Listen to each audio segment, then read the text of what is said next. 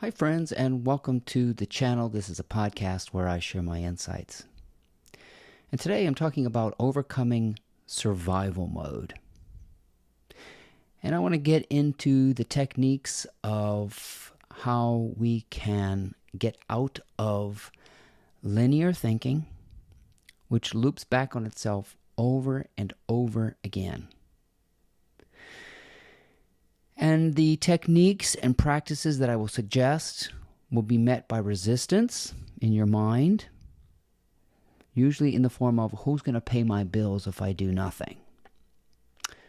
Well, that kind of thinking is survival mode thinking.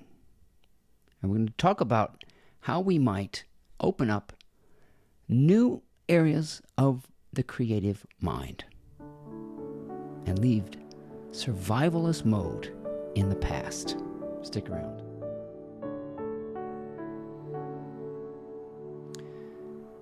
A survivalist's mindset is plagued with taking in all the considerations when making decisions about how to support oneself. This kind of living has been labeled paycheck to paycheck, or just scraping by, that sort of thing. So you may have clicked on this video because you're one of these people that are wondering, is there another way to live? And the answer to that question is yes. But it requires you to do something that the P-brain, P-E-A, the P-brain, the very small part of our minds, refuses to acknowledge. And that is that you weren't put on the planet, and I hate to put it in those words, because you weren't put on the planet. You are of the planet. But you were not put on the planet to fail. You were not put on the planet to struggle. You were not put on the planet to survive, and you sure as hell were not put on the planet to pay bills. And this is an introduction to the part of the mind that perhaps has been inert in you, but not always. You have experienced what it feels like to not be in survival mode, and to be in a state of being which is called trust. And to be in a state of being which is called gratefulness. But we think about these things incorrectly. We believe that gratitude, trust, and love have objects, and they are not. They have no objects. They don't. Let's take gratitude as a very simple example of this, and how the brain shadows out the dualistic nature of being grateful for something. Okay, you gotta stay with me, because this gets into a kind of thinking a lot of us don't have a grasp of yet. Let's say you're grateful for money. Let's say, I'm so grateful for money. Which would mean that you are ungrateful for no money.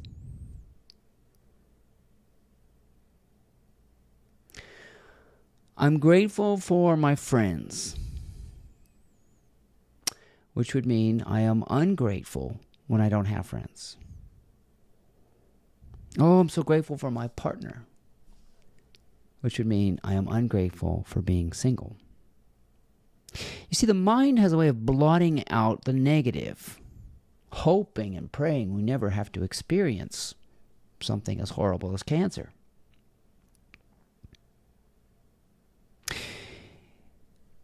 And so you say, I'm grateful for my oncologist, or I'm grateful for whatever. But we never say, I'm grateful for cancer. See, the pea brain can understand this shadow that we overlook. The idea of something coming from the field of potential, negative and positive, that all things are caused by the same phenomena. I'm grateful for my life. Are you grateful for your inevitable death? Are you grateful for taxes? Are you grateful for aging? Are you grateful for those times you feel like shit? Oh, I'm not sure about that. I'm not really grateful when I'm sick. Then it becomes ingratitude, an opposite thing.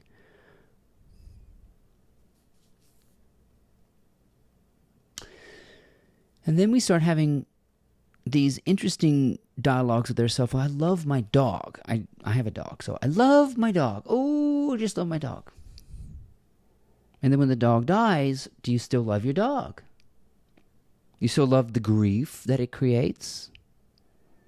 Do you love having to put your dog down when she's sick? Do you love when people you love go away from you? You see? I'm not grateful for death. That's an honest statement, isn't it? So we have to understand that we're leaving out 50% when love has an object, when gratefulness has an object, and when hope has an object. That's another one. Hope in the future. Wait a minute. How can you have hope in the future? Nobody's ever been there. You embody a state of hope unconditionally. Another one is, I trust in the future. What that means, if you really listen to that language, it means that you're postponing trust. I trust in the future. And I trust in God. That's a good one, because a lot of us really think God's out there, and He's busy these days. He doesn't hear our prayers. He doesn't know anything. He's got a lot of people to take care of. He's got a lot of sick people to take care of.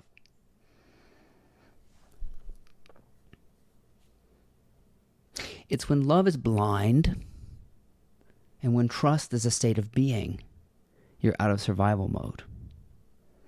So some of the things that help me is to understand that when I am not trusting, I'm anxious. That makes sense. And when I am trusting, I'm calm and in a homeostasis. My mind is quiet. So the pea brain, or the animalistic brain, or the linear brain, or the undeveloped brain, does what a small child does. Screams and hollers. A baby is screaming and they're anxious, they're hungry, they don't like the way they feel, so they express it. And a caring mother would not leave the baby to just scream her head off. Or say, you feed yourself, you son of a bitch. You take care of it.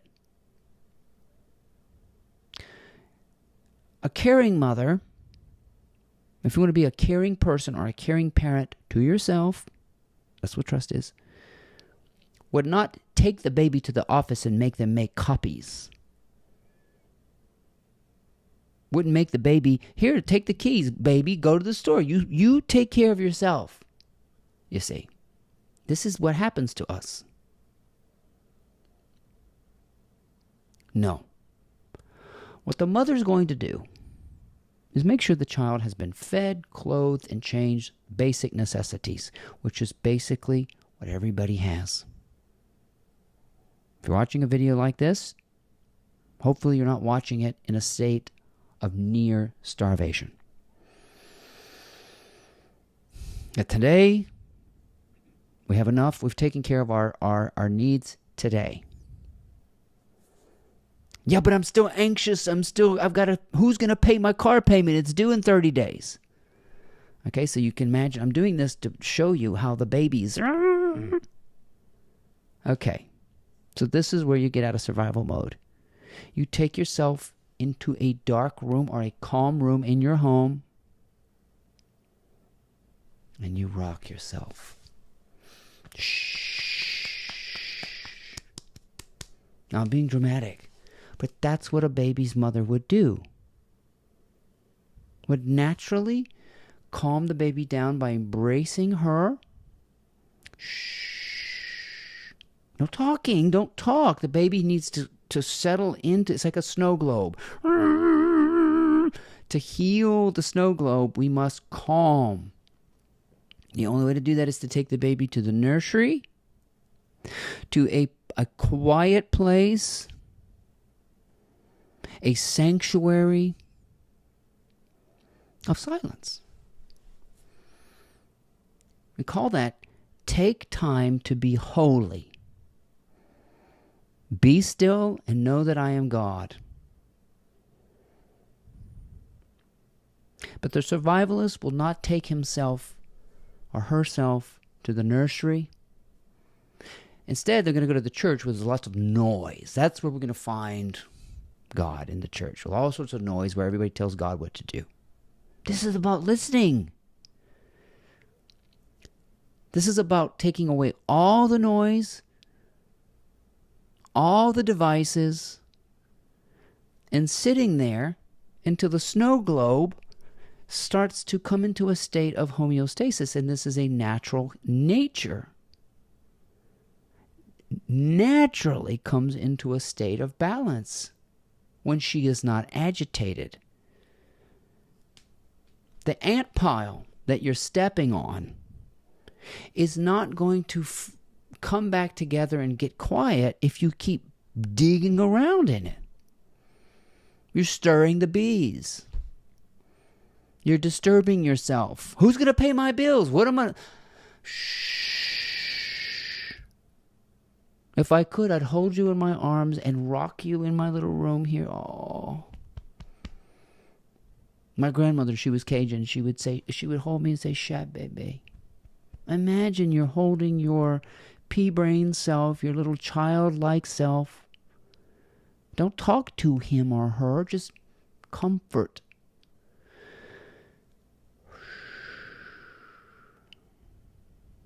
And what's going to happen is you're going to notice peace. There will be no survival. There won't be any thought of a paycheck, an obstacle. And in those little moments where you rock the baby, yourself, you are a parent to yourself. You do not talk to yourself. You stop disturbing yourself. You sit still. That's right. A survivalist can't sit still until they're completely exhausted. And you quit saying stuff like, it's easy for him to say he must have money. That kind of shit. That's the kind of shit that keeps us in this pea-brain mentality. Easy for him to say he's got millions.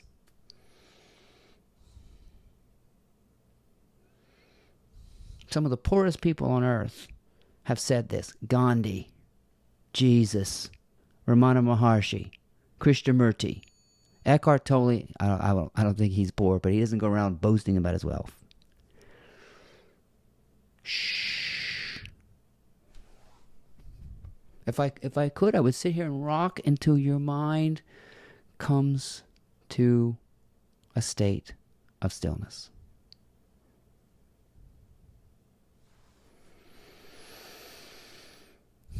And practice this enough that you stop disturbing yourself. When you no longer ask, who's going to pay my bills? How am I going to do this? How am I going to survive? What? There's no more questions when the mind is still. No more questions. No more snow globe. Now what? Well, you've unlocked the creative mind now. Now you're going to want to play with a toy, like a baby. Once the baby calms down, the baby might want to play with a toy and touch something. Do something fun. And the survivalists are saying, how can you have fun at a time like this? How can you paint a picture? How can you make a YouTube video when the world is going to hell? Well, during the pandemic, we all did this. Everybody was at home, bored to tears.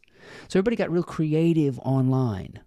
Started making funny videos, games that you could play at home. In the middle of a fucking crisis, people started getting silly. How was that survival? We had a pandemic. So what's happening is you ask somebody, how are you doing? Well, let me check the headlines and I'll tell you. Let me check and see what's happening in the world, then I'll tell you. Let me look at my bank account, then I'll tell you. That means your sense of calm has an object outside of yourself. Whereas true trust is not in the future. True trust is now. A state of calm now.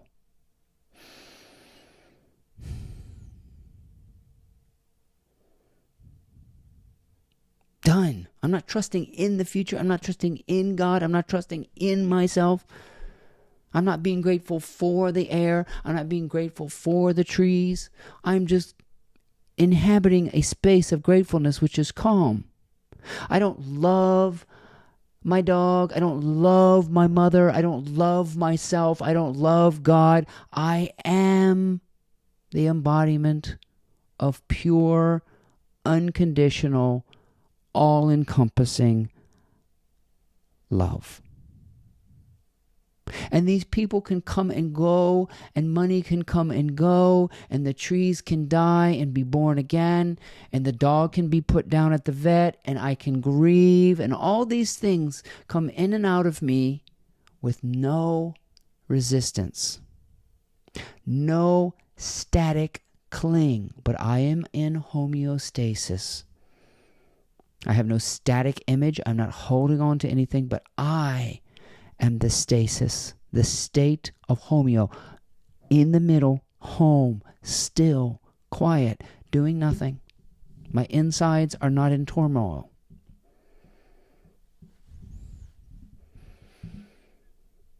And I bring that with me. It goes wherever I go.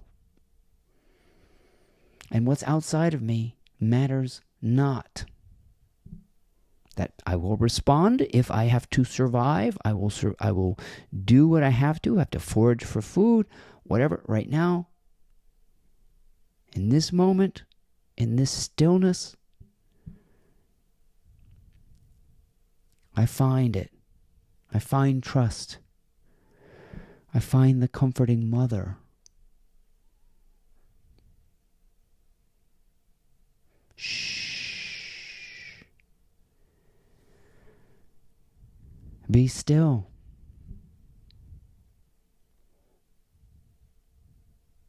Trust.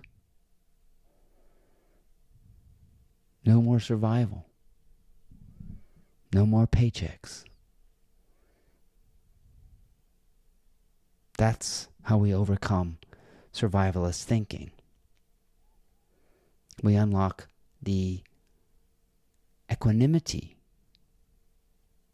which is forever giving us ideas, fun things to do to solve our survival needs. You're not after resources. You are realizing you are the resourceful one. The one and only. And there is none beside you. And that's where love originates. I'll leave you with one thought. In the Middle Ages, they understood this concept of oneness. Even in the Christian mystics. And there's an old medieval poem that is often sung at Advent. And it says, "Blessed be the time that the apple was taken.